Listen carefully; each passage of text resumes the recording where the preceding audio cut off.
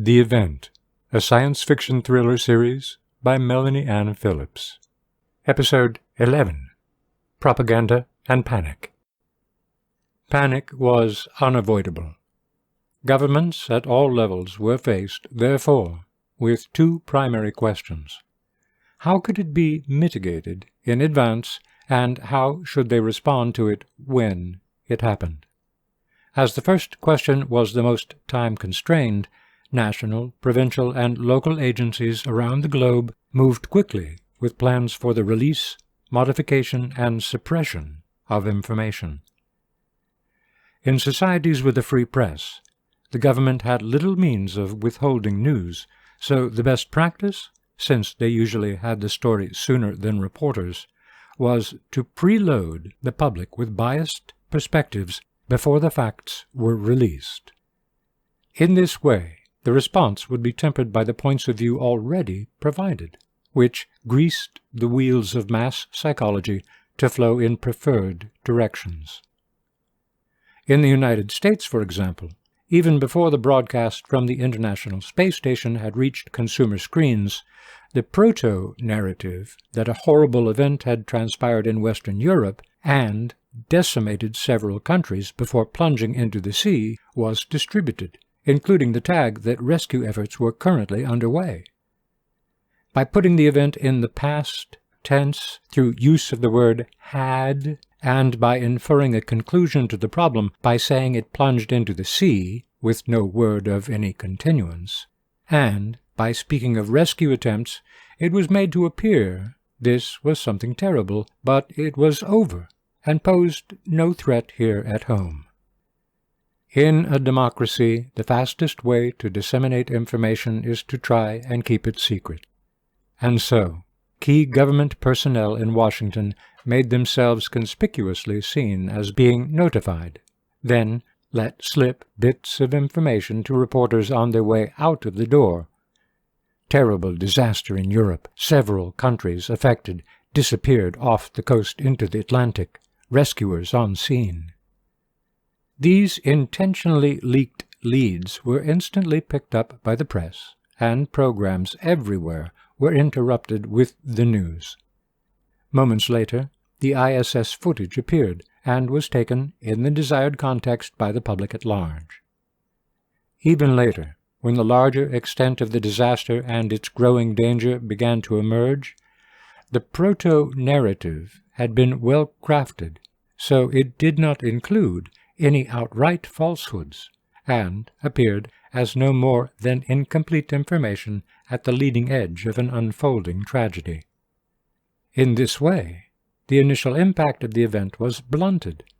The public was now slightly anesthetized to future reports, and the government maintained its credibility, especially since it had not yet commented officially.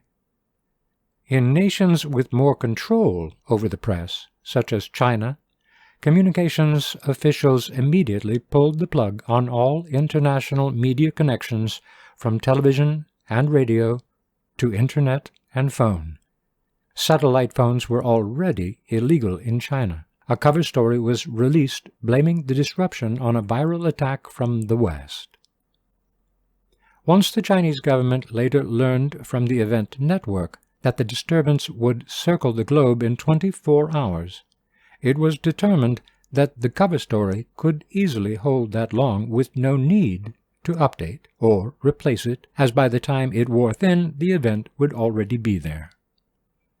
In nations that exerted even more control over international, internal communications, such as North Korea, they needed take no action at all, since news never flowed across the borders and only very slowly within them.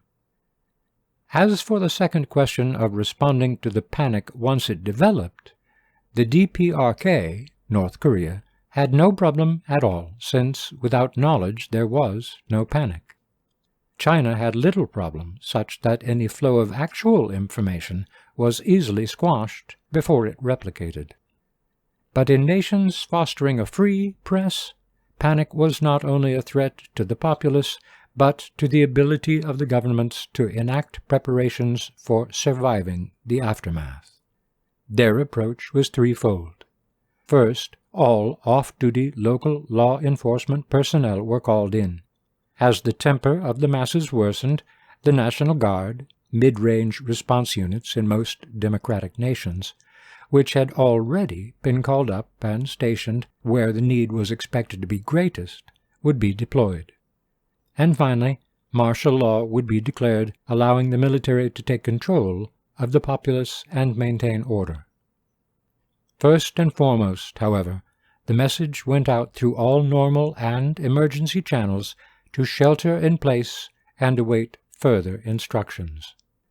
Naturally, this advice was largely ignored. Though some did remain at their jobs or in their homes, most gathered their families together and then went in search of disaster supplies.